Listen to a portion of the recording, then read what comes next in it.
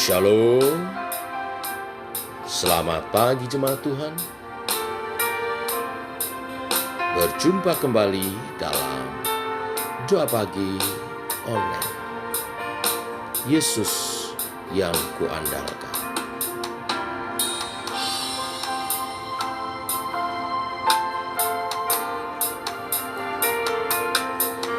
Ku perlu Engkau Yesus, haus jiwaku menantikan-Mu. Ku percaya Kau penuh pengharapanku di dalam-Mu. Ku perlu Engkau Yesus, haus jiwaku menantikan-Mu. Ku percaya Kau penuh pengharapanku di dalam-Mu. Yesus, hanya Kau yang ku andalkan, melebihi siapapun juga. Yesus, hanya Kau yang ku percaya di setiap waktu. Tiada lain yang ku andalkan selain Kau. Yesus, Yesus, hanya Kau yang ku andalkan, melebihi siapapun juga. Yesus, hanya Kau yang ku percaya di setiap waktu. Tiada lain yang ku andalkan selain Kau, Yesus.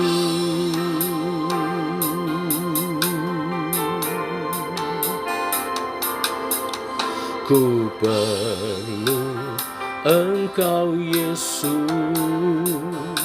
haus jiwaku menantikan-Mu. Ku percaya Kau penuh pengharapanku di dalam-Mu. Ku perlu Engkau Yesus, haus jiwaku menantikan-Mu. Ku percaya Kau penuh pengharapanku di dalam-Mu. Yesus, hanya Kau yang ku andalkan, melebihi siapapun juga. Yesus, hanya Kau yang ku percaya di setiap waktu. Tiada lain yang ku andalkan selain Kau. Yesus, hanya Kau yang ku andalkan, melebihi siapapun juga. Yesus, hanya Kau yang ku percaya Di setiap waktu tiada lain yang ku andalkan selain Kau, Yesus. Selain Kau tiada lain yang ku andalkan selain Kau, Yesus.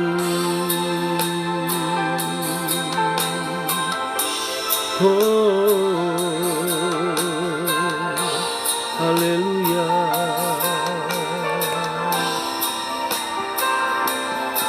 Kami mengandalkan-Mu Tuhan, tiada lain selain Kau, Yesus.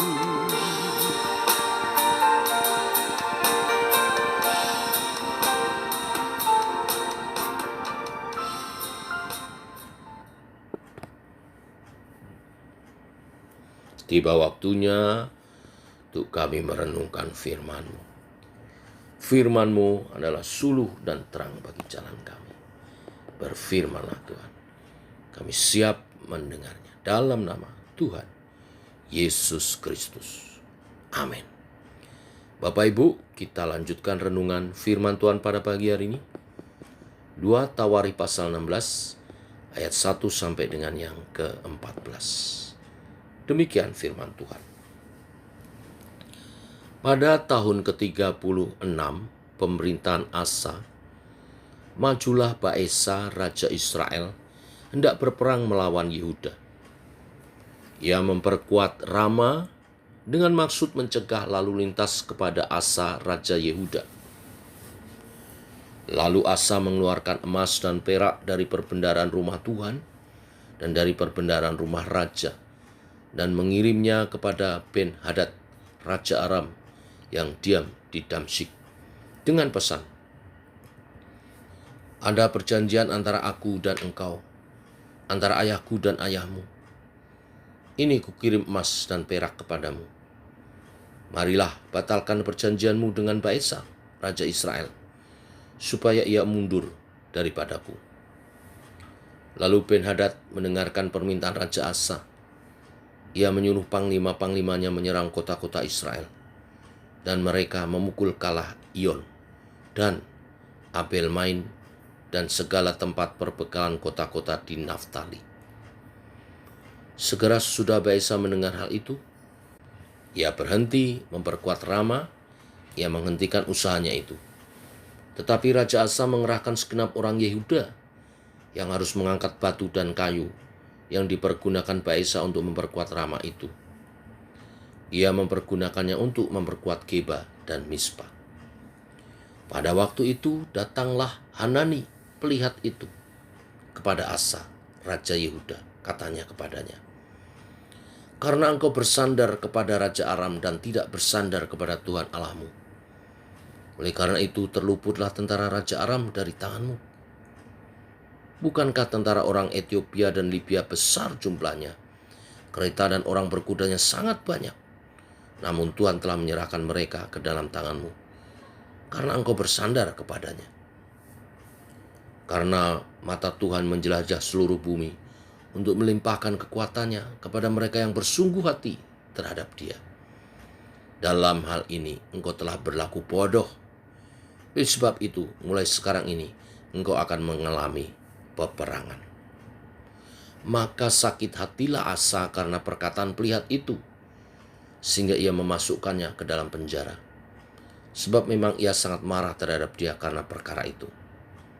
Pada waktu itu Asa menganiaya juga beberapa orang dari rakyat. Sesungguhnya riwayat Asa dari asal sampai akhir tertulis dalam kitab Raja-Raja Yehuda dan Israel. Pada tahun ke-39 pemerintahannya, Asa menderita sakit pada kakinya, yang kemudian menjadi semakin parah. Namun dalam kesakitannya itu, ia tidak mencari pertolongan Tuhan, tetapi pertolongan tabib-tabib. Kemudian Asa mendapat perhentian bersama-sama nenek moyangnya. Ia mati pada tahun ke-41 pemerintahannya, dan dikuburkan di kuburan yang telah digali baginya di kota Daud. Mereka membaringkannya di atas petiduran yang penuh dengan rempah-rempah dan segala macam rempah-rempah campuran yang dicampur menurut cara pencampuran rempah-rempah. Lalu menyalakan api yang sangat besar untuk menghormatinya. Demikian firman Tuhan. Bapak Ibu jemaat Tuhan, Raja Asa mengawali pemerintahannya atas Yehuda dengan baik. Dicatat dalam 2 Tawarikh 14 ayat 2, dia adalah raja yang melakukan apa yang baik dan benar di mata Tuhan. Ia melakukan reformasi peribadatan di Yehuda. Ia menjauhkan berhala-berhala dari negerinya dan membuat perjanjian dengan rakyat agar mencari Tuhan. Oleh karena awal yang baik itu, mereka pun menikmati shalom selama 35 tahun pemerintahannya. Sayang, pada tahun ke-36 seperti yang kita baca, Raja Asa mengambil tindakan yang bodoh dikatakan. Ketika Raja Israel hendak memerangi Yehuda, bukannya Raja Asa meminta petunjuk kepada Tuhan seperti yang dilakukannya selama ini atau sebelumnya, tetapi Raja Asa justru mengandalkan manusia. Ia mengirim sejumlah besar upeti kepada Raja Aram agar menjadi sekutu perangnya melawan Israel. Apa yang dilakukannya itu tidak benar di mata Tuhan. Seorang nabi, Hanani, menegur dengan keras. Bukannya sadar dan bertobat, Raja Asa justru menjadi sakit hati, lalu memasukkan Hanani ke penjara. Tuhan pun menegur dengan sakit penyakit. Raja Asa mengalami sakit parah. Tetapi ia tidak meminta pertolongan Tuhan juga, tidak bertobat dan minta pertolongan Tuhan juga. Dicatat ia mengandalkan para tabibnya sampai akhirnya Raja Asa menemui ajalnya. Apa yang sesungguhnya terjadi? Ketika Raja Asa kerajaannya menjadi kuat, selama 35 tahun menikmati keamanan dan kemajuan, Raja Asa menjadi sombong dan tinggi hati. Dia lupa yang memberi kemenangan adalah Tuhan. Yang memberi keamanan, ketentraman adalah Tuhan. Kesombongan dan tinggi hatinya itu terlihat dari apa? Saat dia ditegur, dia marah. Yang kedua, saat Tuhan mengingatkan dengan sakit penyakit, dia pun tidak bertobat. Langkah salah mengandalkan Ben-Hadad, raja negeri Aram, seharusnya bisa diperbaiki dengan bertobat dan kembali mengandalkan Tuhan. Tetapi kesombongan dan tinggi hati menghambat langkah Raja Asa untuk dirinya dan rakyatnya Yehuda mendapat naungan pertolongan dari Tuhan. Tuhan benci orang yang sombong, mengandalkan diri sendiri, yang congkak. Tetapi Tuhan mengasihi orang yang rendah hati, yang mau bertobat bila ditegur. Inilah kebenaran firman hari ini, supaya kita belajar rendah hati dan mau bertobat bila ditegur. Supaya kasih sayang Tuhan dinyatakan, penyertaan dan perlindungannya dinyatakan. Tuhan memberkati. Mari kita berdoa. Bapa, kami mengucap syukur oleh kasih dan anugerah-Mu, rahmat-Mu baru. Maka pagi hari ini Engkau berbicara melalui firman-Mu untuk kami memelihara hati kami, untuk tetap berpaut kepada Tuhan, mengandalkan Tuhan, dan memberikan Roh Kudus seluas-luasnya berkarya, berbuah dalam kami, sehingga kami memiliki karakter ilahi, kerendahan hati, dan kesadaran untuk bertobat bila kami dinyatakan salah oleh Tuhan. Bimbinglah kami selalu, karena kerendahan hati dan kesadaran untuk bertobat dari kesalahan adalah jalan satu-satunya mendapatkan perlindungan, penyertaan, pertolongan yang daripada Tuhan. Karena Tuhan membenci orang yang congkak dan sombong. Sebaliknya Tuhan mengasihi orang yang rendah hati dan selalu rindu berkenan di hadapan-Mu. Allah Roh Kudus, berkaryalah, berbuah dalam hati kami. Pimpin langkah hidup kami. Setiap tindakan, sikap, tingkah laku kami dalam pimpinan. Terima kasih Tuhan. Ini doa kami, menyertai sepanjang hari ini, mengawali minggu ini. Dalam nama Tuhan Yesus Kristus. Amin. Demikian saudara, doa pagi kita.